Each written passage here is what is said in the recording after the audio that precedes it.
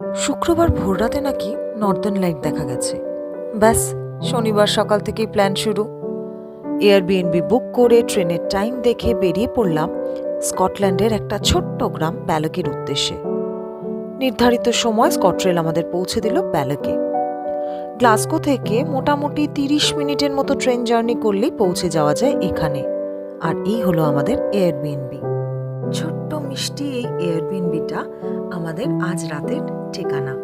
বিকেল 4টে নাগাদ পৌঁছে গিয়েছি আমরা, কিন্তু রাতের অন্ধকার নামবে তো সেই 9:30টায়। এত সময় কিছু তো করতেই হবে, তাই ঝটপট টিকিট কেটে নিলাম লক লুমন লেকের ক্রুজ সফরে। আর এই হলো ক্রুজের নিচের ডেক। আড্ডা, গল্প, ফটো সেশনের পাশাপাশি প্রকৃতির এত সুন্দর দৃশ্য দেখতে দেখতে মন প্রাণ জুড়িয়ে গেল। কখন যে হই হই করতে করতে 1 ঘন্টা সময় কেটে গেল বুঝতেই পারলাম।